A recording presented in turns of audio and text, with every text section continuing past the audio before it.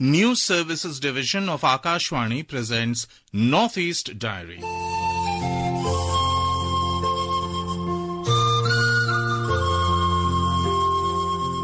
Good evening and a warm welcome to another episode of Northeast Diary, your window into the vibrant cultures, inspiring stories and unfolding events from the 8 jewels of India's Northeast. I'm Lucy Gabriel Chattopadhyay, and in today's program, we bring you an exclusive interview with Kapinjal Kishore Sarma, CPRO Northeast Frontier Railway, who talks about the Sevok Rangpo Railway project. We also have a report on the buyer-seller meet organized by the Spices Board recently held in Gangtok. But first, let's head to Kohima, which is gearing up with excitement for the upcoming Hornbill Festival 2025. Nagaland is preparing for one of its biggest annual celebrations, the Hornbill Festival 2025, scheduled from December 1st to 10th at the Naga Heritage Village in Kisama. The Festival of Festivals showcases the rich traditions, music, dance and craftsmanship of the state's many vibrant tribes. Our Kohima correspondent Mary reports on the ongoing preparations.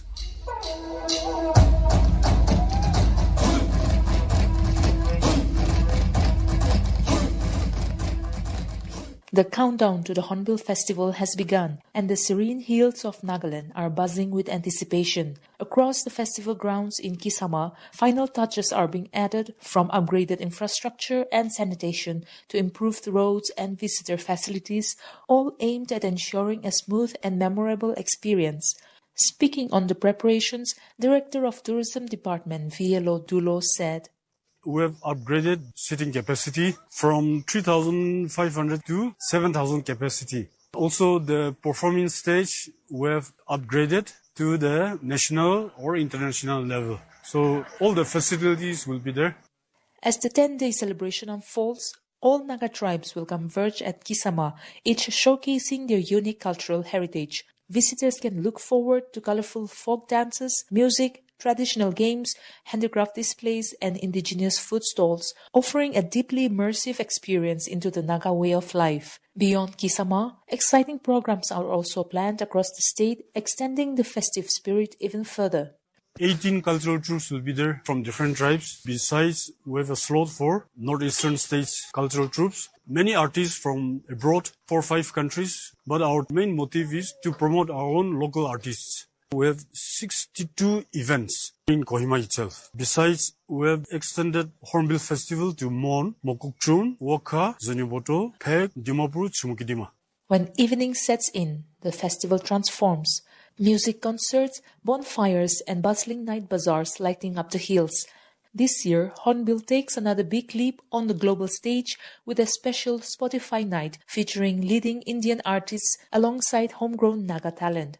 Connectivity has also been boosted with a special helicopter service, giving visitors breathtaking aerial views of the scenic landscapes alongside the festivities. Meanwhile, the United Kingdom, Ireland, France, Austria, Malta, and Switzerland have come on board as country partners, reflecting the Hornbill Festival's growing stance as a global cultural event.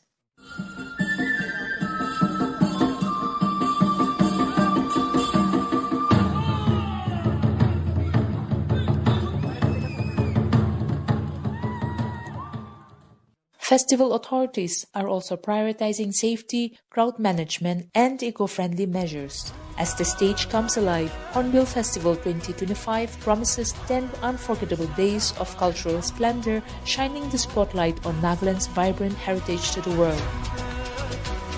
For Northeast Diary, this is Mary Mayase, Akashvani News, Kohima. The Spices Board recently organized a buyer-seller meet in Gangtok to boost market linkages for Sikkim's premium spices. Our Gangtok correspondent Dili Ram Dulal brings us this report. The Spices Board Regional Office Gangtok under the Ministry of Commerce and Industry, Government of India, organized a buyer-seller meet BSM recently at Rangka, Gantok. The meet aimed to enhance market linkage, promote export and strengthen the supply chain for Sikkim's premium spices, large cardamom, dalle chilli, ginger and turmeric. Around 120 stakeholders including farmer producer organization, FPOs, progressive farmer, processor, traders, buyers and exporters from Sikkim, North Bengal and other part of the country participated in the event.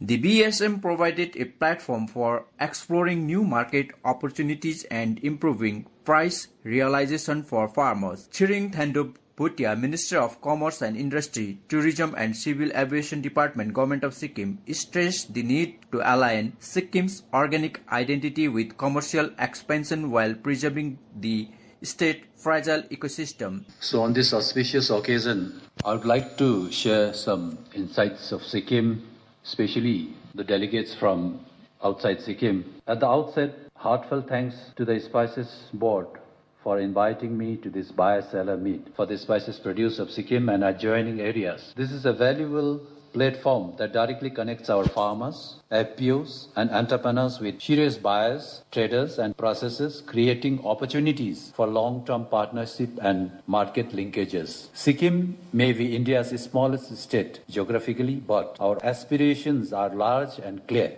We are working steadily to make Sikkim one of the most developed states in the country through thoughtful planning, innovation, and a strong commitment to sustainability. For buyers and investors, this means a stable policy environment and a clear long-term vision. Beyond our snow-capped mountains, lush valleys, pristine lakes, and rich culture, Sikkim today represents a powerful brand, clean, green and organic. Our state is internationally recognized as India's first fully organic state, and this is a genuine market advantage. Our soils are chemical-free, our farmers follow certified organic practices, and our produce aligns perfectly with the growing global demand for safe, traceable and environmentally responsible products. It is a matter of pride that Sikkimese entrepreneurs are already supplying organic certified produce to export markets, about 137.1 metric ton of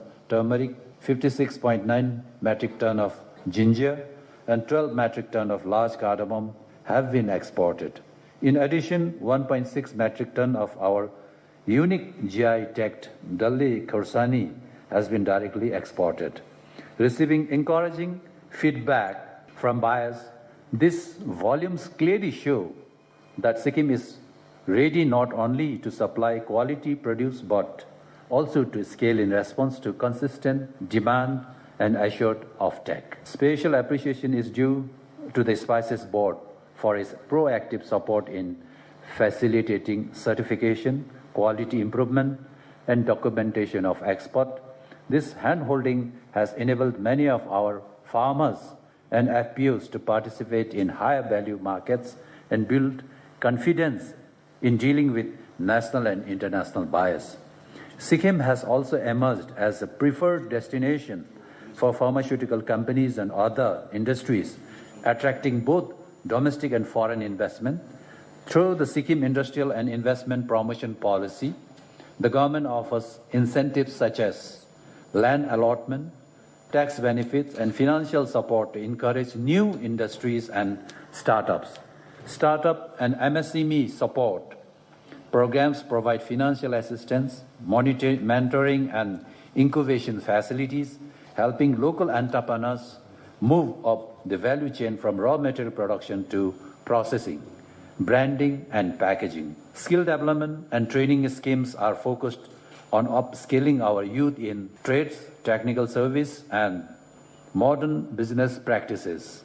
Secretary, Horticultural Department, T.T. Bhutia highlighted the need to prioritize cash crops such as large cardamom and dalle chilli and to integrate technology into agriculture. B.N. Jha, Director, Marketing Spices Board, shared that the BSM is part of a national initiative to link cultivation with marketing channel for a sustainable spice value chain. The business session generated inquiry for nearly 500 ton of dry large cardamom, 50 ton of turmeric, and prospective interest in ginger and dalle chilli, receiving positive feedback from all participants. With Moinak Chatterjee, Diliram Dulal, Akashvani News Gangtok for Northeast Diary. Life is changing on the edges of India's northeastern frontier. In the remote tribal villages of Chaigarpur and Pushparampara in North Tripura, a new chapter has begun. Under the Pradhan Mantri Janman Yojana and the Divine Scheme, solar power and safe water supply have finally reached these communities, bringing hope and essential amenities to nearly 50 families for the very first time. Our Agartala correspondent Aditya Dutt has more. For decades, the remote tribal villages of Choigharpur and Pushparampara in North Tripura lived on the margins, not socially but literally. Wedged between steep hills, dense forest and the India-Bangladesh border, these settlements stood as reminders of how geography can delay the simplest necessities of modern life. Electricity never reached the homes scattered across the slopes. Clean drinking water had to be carried from far-off sources, often after long, tiring treks through rugged paths. The lack of basic facilities shaped daily routines, limiting opportunities for education, safety and livelihoods. But this long chapter of deprivation is finally giving way to a narrative of inclusion. Under the Pradhan Mantri Janman Yojana and the Divine Scheme implemented jointly by the central and state governments, both the villages have now received solar-powered electricity and clean drinking water systems. For nearly 50 families, this marks the first time essential services have arrived at their doorstep. The change did not happen overnight. The region's topography made conventional infrastructure nearly impossible. But solar power emerged as the solution that could bypass the terrain. Newly installed solar plants now capture the region's abundant sunlight, and local officials say the system is designed to provide reliable long-term lighting. Aumpuya Darlong, BDO of Dasda RD block under Kanchanpur subdivision, calls it a milestone that carries emotional weight for the administration as well. He said, "There are some habitations under Dasda T block because of hilly terrain and poor connectivity issues. We were not able to provide drinking water and electricity in these habitations. But with the onset of PM Janman and PM Divine schemes from the central government as well as with the help of the state government, we are able to provide drinking water and electricity to around 30 households from Chaigarpur and Pushparampara under Dasda D block. So with these schemes, we are able to provide drinking water and electricity to these families." With the arrival of portable water points, the most visible shift has been in the daily workload of women in the community. What once required hours of walking can now be done within minutes. Local residents say the new facilities will improve children's study routines, healthcare access and nighttime safety. For Northeast Diary, Aditya Datta, Akashvani, Agartala. In a special interview, Kapanjal Kishore Sarma, CPRO Northeast Frontier Railways, speaks with Akashvani. Presenter Manas Pritam Sarma about the Sevok Rangpur Railway project. Welcome to Akashvani News Gangtok. This episode we are joined by the Chief Public Relation Officer of NF Railway, Mr. Kapanjal Kishore Sarma. We are going to discuss on the much anticipated Sevok Rangpur railway line, that is for Sikkim. Mr. Sarma, welcome to Akashvani Gangtok. Thank you. Could you please tell us what is the progress of this proposed Sevok Rangpur railway line? That's the entire state of Sikkim is waiting. The progress has been very good. Overall, so far, about 85% of the work is completed. So as we know that the Sevok Rangpur project, the length is about 45 kilometers and there are 5 railway stations which include, apart from Sevok Rangpur, there is Riang, Tista Bazar and Mali. Here the major component of this entire project are the tunnels. Around 86% of the whole project is composed of tunnels. Apart from that, there are 22 bridges. So as of now, out of those 22, 19 of the bridges have been completed. There are 3 major bridges where work is at an advanced stage, and we are expecting that all the bridge work will be completed within 2026, All the station buildings will also be completed by 2026. However, the last two works, which is two tunnels, tunnel number 8 and tunnel number 10, that we are expecting to be completed by towards the end of 2027. So we are targeting by December 2027 we should be able to complete the project. Right. So you were saying by December 2027, trains will be running between Sevok to Rongpo.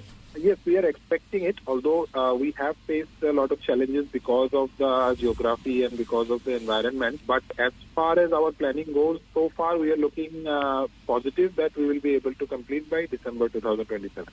Right. As you mentioned on challenges, and it's a very difficult terrain, you have mentioned there are lots of tunnels and bridges. What are the major challenges you have faced while, doing these things? Basically, we can say there are two major challenges. Number one is the tunnels, because as I said that 86% of the project is composed of tunnels. Out of that, there is one tunnel which is tunnel number 10. It is the longest tunnel of 5.3 kilometers. And because of the geology, actually the rock composition in this area is composed of class 5, class 6 rocks which are very soft and which are not suitable for tunneling. As a result, it is taking a longer time to complete all the tunneling works. We have also faced some problems of landslides near the tunnels, but we are taking the necessary corrective measures. We are taking up strengthening work so that these can be very strong and reliable, but that is leading to some extra time. So the tunnel number 8, tunnel number 10, these are the two major remaining challenges on which we are working on. Apart from that, the road connectivity has also been an issue with the NH10. Recently, as we know that there have been some landslides and the repair work also on the road are going on. So the movement of our various construction materials, whether it be steel, whether it be the cement and the various machines that we need for our bridges and tunnel construction work, that is another challenge that we are facing. But apart from that, our progress has been really good. The station buildings are going to be completed soon, and the bridges are also in very advanced stage of completion. Right. And if you want to know what is the next plan of action for this railway line, in regards of connectivity, what would you say? We have a lot of plans for the future. After this completion of the Sevok-Rangpo project, already presently there are two surveys which are already going on. One of them is the extension of the connectivity to Gangtok, and another is also a railway line from Mali to Dentam. So both these two projects presently survey is going on, and it is hoped that once this project is completed, we may be able to take up these further projects also, because they are very important for the state of Sikkim, because as we know that Sikkim is one state which is presently not connected to the railways, and we are hoping that this can be connected to the railways soon, and then we can extend it further so that it would benefit the tourism sector also, the pharmaceutical and other industries, and also from strategic point of view, these railway lines should also become very important. Okay, so what you meant that after the expected completion of this present project, that is between Sevok and Rongpo by the end of December 2027, we can expect two more projects that will precisely connect the city of Gangtok. Is this what you are planning? We are planning maybe sanctioned one by one, right. But these are the two upcoming projects which in the future we are expecting. Right, this is really a good news for the people of Sikkim. But if you want to know as a whole the major plan or upcoming projects for the entire Northeast regions, what's your take on it? In the Northeast, a large number of projects are already in an advanced stage. As you know, recently the project up to Aizawl in Mizoram was completed. And now the project in Manipur is expected by the end of 2028.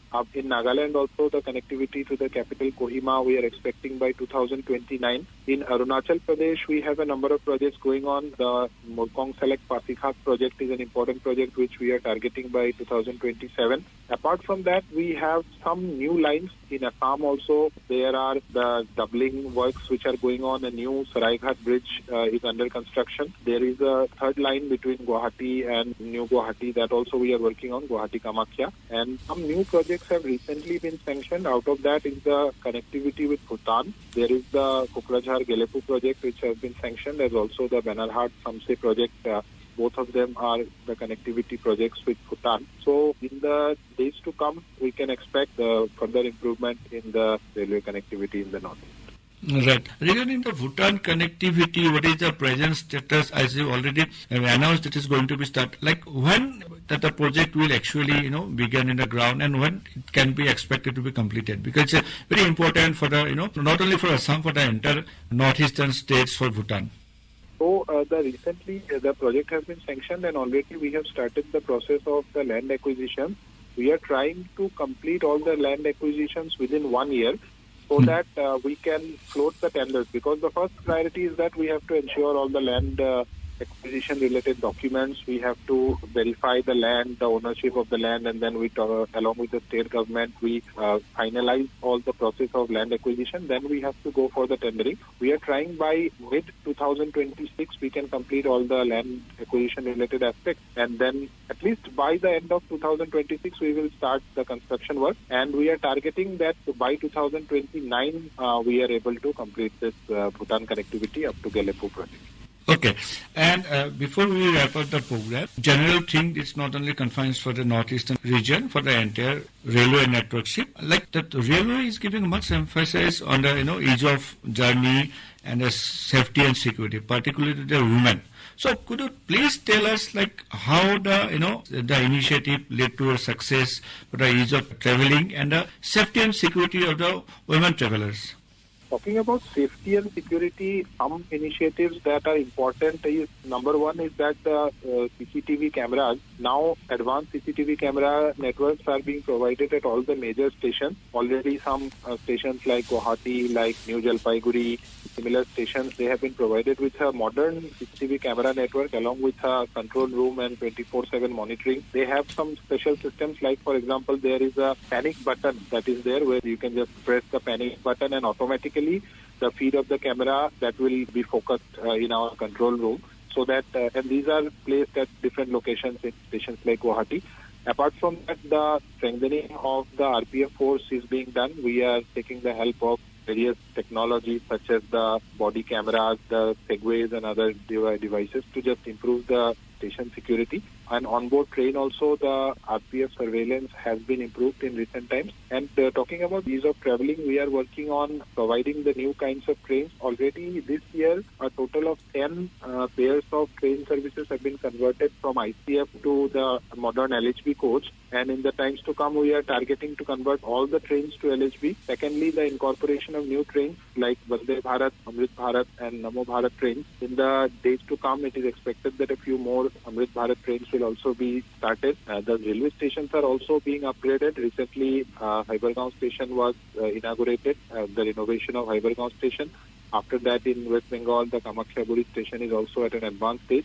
Overall, 60 numbers of railway stations in Northeast and 92 overall in NF Railway are getting renovated with the modern passenger facilities, waiting halls, the easy parking facilities, the circulating areas, and the Divyanjan facilities. These are being provided at this station. Much anticipated, railway connectivity, proposed railway line between Sebok and Rangpo. This is what people of Sikkim, not only the people of Sikkim, the entire India is waiting for, and we hope that it will materialize, as you said. Thank you, Mr. Sharma, for giving your time and precious input to Akashvani Gangtok. Thank you again. You were listening to Kapanjal Krishore Sarma, CPRO Northeast Frontier Railway, in conversation with Manas Pritam Sarma. Northeast Diary program, broadcast every Thursday at 5:30 p.m, brings very interesting and enchanting stories from the 8 Indian states of Northeast India. Don't forget to tune in. And now enjoy the romantic song Koi Nidya Kyao, sung by Shreya Ghoshal and Papoon in 3 languages: Tiwa, Bodo and Assamese.